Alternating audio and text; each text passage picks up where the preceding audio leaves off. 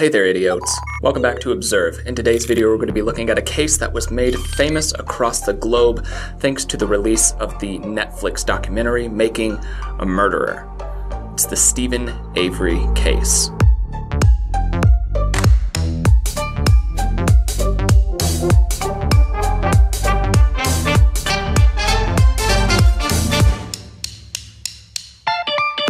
So in this next interview, the night of the incident, which should be the most raw, meaning that it should be the most accurate non-verbally, if we see different displays than we saw here, it is a red flag. I will say this, I have not watched this interview. I wanted to be able to go into this segment of the read with as little bias as I possibly could. I wanted to be able to do my research, understand everything that I could, establish a baseline, and then look at this interview for the first time with you right now. I have never seen this before.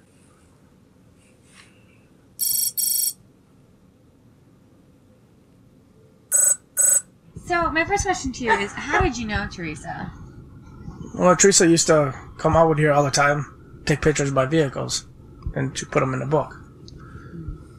Already, right off the bat, we see that nod coming in. He nods to hopefully get the person to agree with him. You can actually test this yourself. If you have an opinion or a statement and you say it to somebody and you nod afterwards, they are more likely to agree with that statement than if you didn't nod. So that's where I'm saying that he is potentially manipulating people with that specific nonverbal cluster.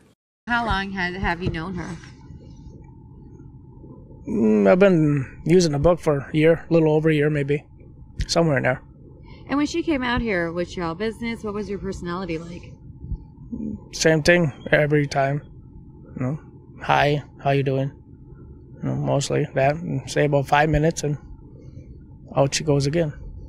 Okay, so how did you first hear that she disappeared? I don't know if I believe this segment completely. He is using a lot of head shaking in there while describing a relationship, also interspersed with his please agree with me nod that he does. And seeing this, my interpretation of this would be is that he's not being totally forthright with his handling of her being there. That being said, it doesn't seem to stick out to me that he's completely lying in this situation. Chances are there are some details here and there of his behavior towards her that might not be as clean cut as he's stating them, but it isn't incriminating yet.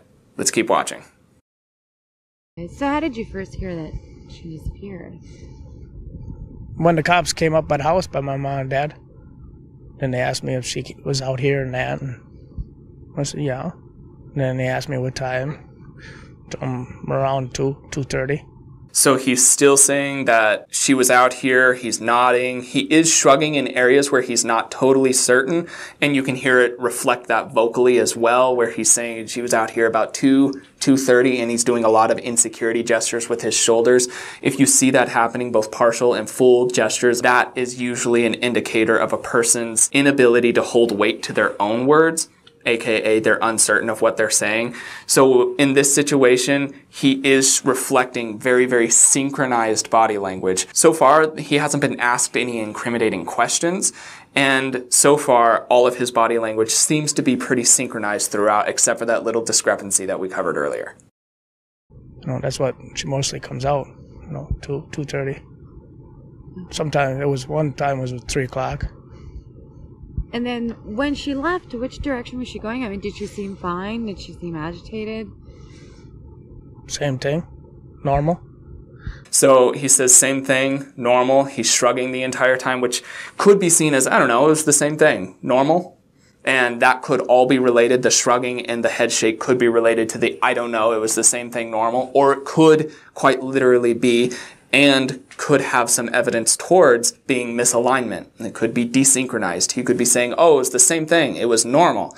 And quite literally with his body language be saying, it was not the same thing and it was not normal. Regardless, I've taken note of this as he said this, and I'm keeping track of that because that is a possible point of desynchronization, and it's an important question as well. This is the first place that large desynchronization has popped up. Well, then she went out to the road and she goes to LRB. I don't know where she goes, after that. Because the field's all open, you can see. So. A lot of you knows. This is a verbal thing, but as soon as you get a lot of these likes and you knows and kind ofs and and these common patterns of verbal processing, that means that he's less certain in his words in this instance. So he's becoming less and less certain around this part. This is just a red flag. This is not completely incriminating yet. However, as a nonverbal analyst looking at this, I would absolutely continue pushing down this avenue of asking questions because he seems to be falling apart lightly. So which direction was she going in? Towards Larby. Okay. Did she mention any other appointments that day or anything like that? No, I don't think so. Because most of the time she takes a picture, then she runs down the sewer number. And she comes and collects the money, and that's about it. All of that was synchronized. No, I don't think so. She takes a picture, da-da-da, and he's gesturing with his head into the areas that she would be at. This is all synchronized. This is true. Normally, she would do these things, and no, she didn't mention needing to go anywhere else. This all seems to be authentic. There's no red flags for me to believe that it could be otherwise. So in this instance, I think that he's genuinely telling the truth. But this is helping reaffirm this concept of nonverbal misalignment on that earlier stage about was this the same as all of the rest of them. And this is simply helping me flesh out a full nonverbal character sketch as to who Steven Avery is. Okay. So what kinds of questions were police asking you? This one, she was out here with time, around. That was about it. You see a little bit of action in his eyes during this, specifically with his lower eyelid coming up. And this squint has actually been shown by researchers that it can be genuine recollection. And it also has been tied to feelings of disgust, contempt, anger, these negative, hostile feelings towards people. So in this sort of situation, he's one, not only recollecting, but he's also feeling possible anger or just general emotional hostility towards the police force that are investigating him. Could this be because he was wrongly accused and he's innocent? Quite possibly. Could it also be because he's guilty? Also quite possible. Did they ask you to take a polygraph or anything like that? No. Well, tonight, cops come and they asked me if I remember anything. And I told them no. And then they asked me if they can come in the house and check the house over. I said, I got no problem with that. Come on in. So they checked the house all over. Everything was fine, and they left. A lot of shrugging in that again, a lot of head shaking, and this is all a reflection of negative feelings around that. There are still multiple reasons for this. It could be because he's innocent, blah, blah, blah. You know the reasons. Regardless, he doesn't like that they went into the house, even though he said that they had nothing to hide. And during this moment, with all of the insecure gestures and the nose shaking, it is still a red flag cluster for me to pay attention to and keep track of. And hopefully by the end of this interview, I'll have somewhat of an accurate nonverbal character sketch of Steven Avery. If they asked you to take a polygraph, would you? Would you not? And why? Well, I got nothing to hide. They want me to? I don't care. He's flashing some disgust expressions. You can see it largely in his mouth and in his eyebrows. This could be because he is guilty and he does not want to, but he is saying that he doesn't know and he has nothing to hide. But he is still flashing this disgust expression, which at very least means that he doesn't like the law enforcement there. No duh. I'm just at home, work up there all day. I barely go anywhere. Once in a while I go to Manitowoc and come back. That's about it. So when you heard about it, how did you feel? It's too close to home, something happening. It's not good. Everybody locks their doors now around here. It's pretty bad when something happens around here. During this time, he's still doing a lot of nose shakes and shrugging, but that's showing up regularly throughout this. And that's just insecurity in general. Like I said, he's probably feeling quite insecure during this entire time, especially if he's been wrongfully convicted before by this law enforcement and now they're looking at him again. So when she's asking this, he has a lot of insecure and negative bodily displays that just reflect his mental state at this time. That being said, in this part here, I'm not seeing anything that sticks out as a red flag as possible deceit, but let's keep watching.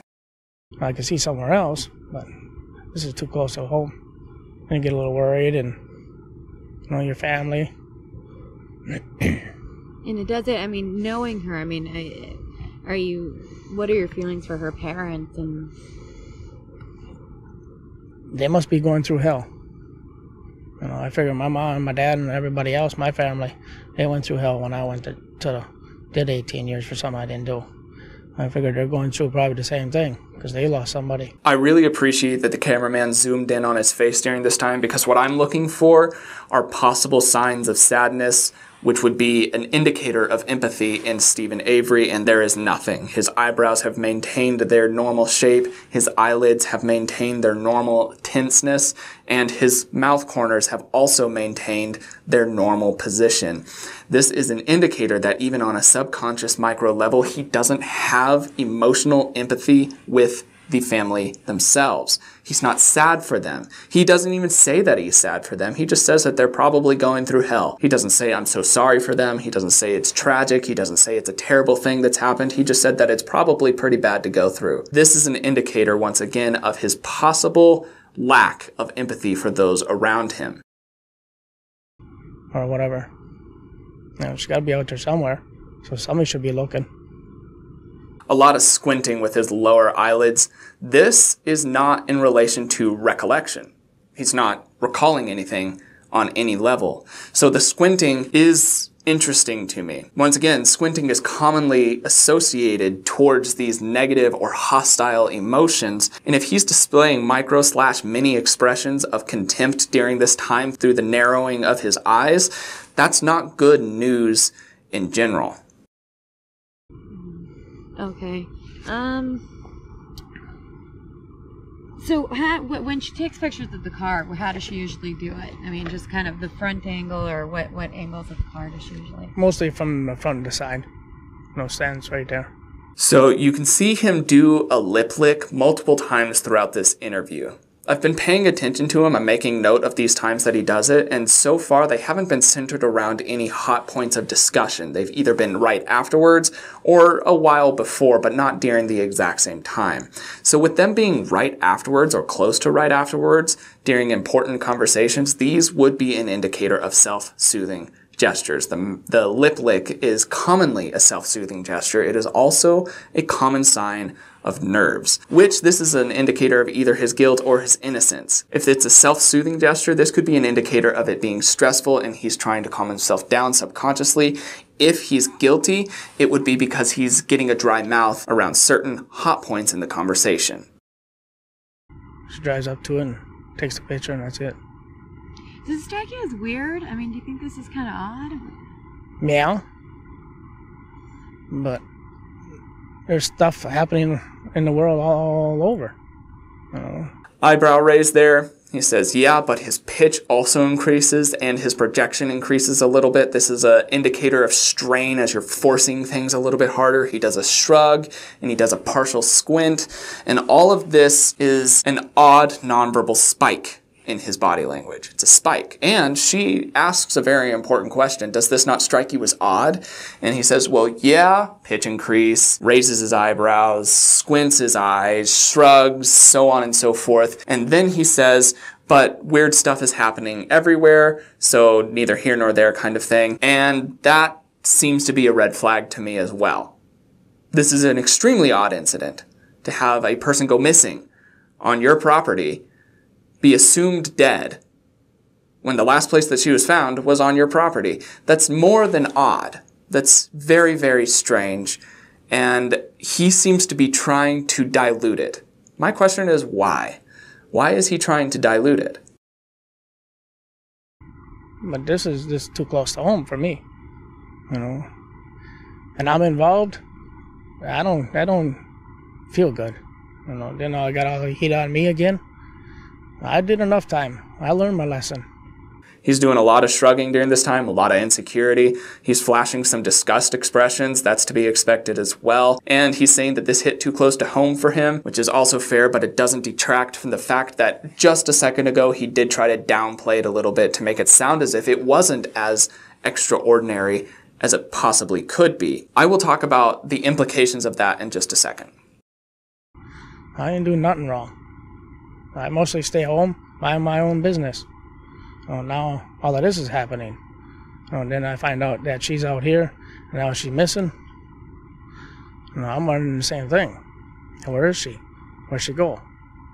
another squint of his eyes and a small lip compression after that, that is still another sign of hostile nonverbal communication towards this specific instance. And this is directed specifically at the law enforcement. That doesn't mean that he's guilty or innocent, but it does certainly mean that he does not like the law enforcement.